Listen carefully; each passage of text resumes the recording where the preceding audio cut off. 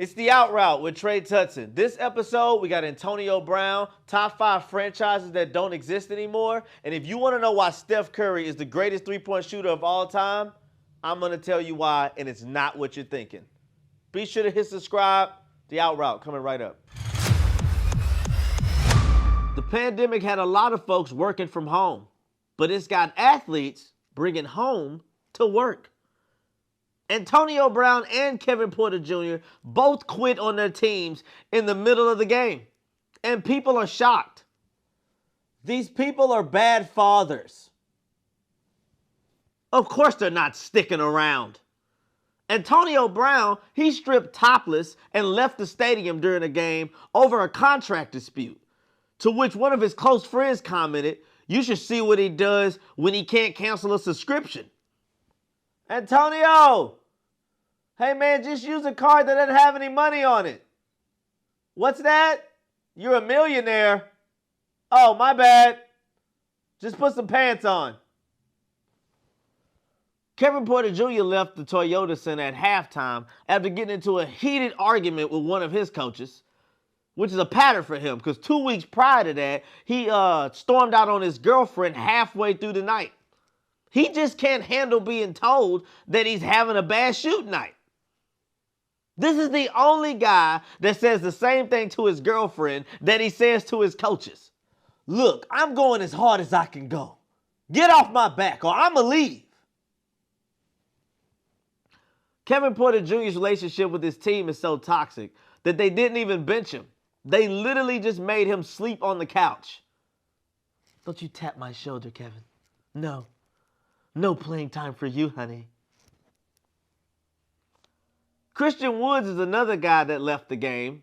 For those of you who don't know, Christian Wood is a young rising star who pushed himself to become a rising star after his girlfriend broke up with him on draft night after he went undrafted. Yeah, so he probably would have went home, but there was no one to go home to. Tristan Thompson is back in the news, but not for playing basketball, no. He's in the news for that other thing black men play. Khloe Kardashian. He wanted to be Tracy McGrady, but he ended up just being Tracy Morgan. He's probably going to need to get hit by a Walmart truck to cover all that child support. Maybe it makes him play better, though. Like each baby represents a stat that he wanted to improve on. Yeah, that's my rebounding baby right there. Yeah, him. And that's my blocks per game baby right there. Love him. Appreciate him. He got me a contract extension. Oh, him right there? That's my Fortnite baby right there. Yeah. I'm with the athletes. Athletes, they don't have to respect the game, especially when they know that the game is money.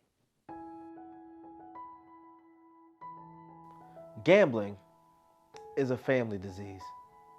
One person might be addicted, but the entire family suffers. Don't suffer alone. Call 1-800-GAMBLER and seek help. 1-800-GAMBLER, brought to you by One Last Bet Sports Betting. One last bet.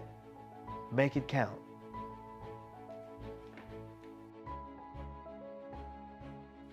In this NBA season, it is no question that Steph Curry is playing lights out. He's the all-time leader in three-pointers made. He's averaging 27 points a game, 5 rebounds, and 6 assists. He's right around his averages that he had for his back-to-back MVP seasons. So what is the reason that Steph is having such a Hall of Fame career and another dominant season? Is it practice? Is it training? Is it strategy? Yes, it is. But it is also the fact that he is in an open marriage.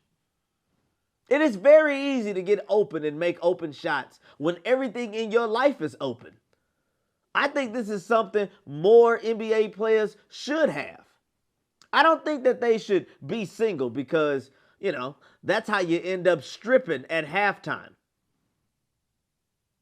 You need the structure of a wife and you need the motivation of a groupie to balance out an NBA player, to balance out an NBA superstar.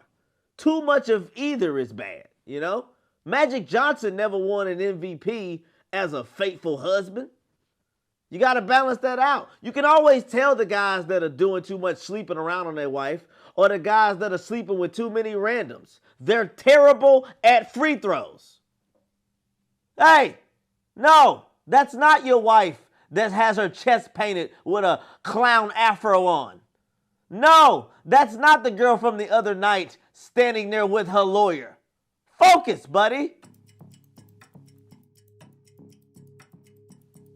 And now for the top 5. Top 5 franchises that no longer exist. Number 5, there is no number 5. Number 4, the Atlanta Thrashers. Great jerseys, great team, great players. So great that they had to send them all the way to Winnipeg in 2011. Number 3, the Vancouver Grizzlies.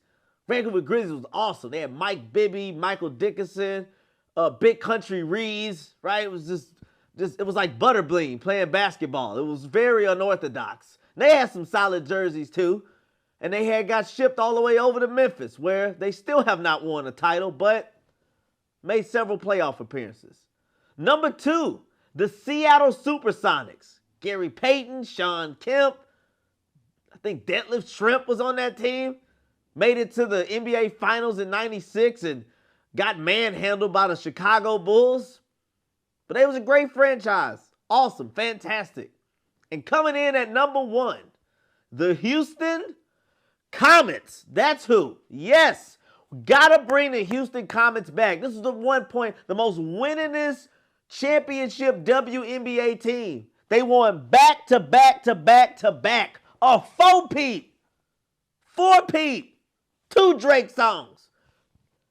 Gotta bring them back. Awesome franchise. Awesome players. Hall of Famers like crazy. Cynthia Cooper, Cheryl Swoops, Tina Thompson, Kim Perrott, rest in peace.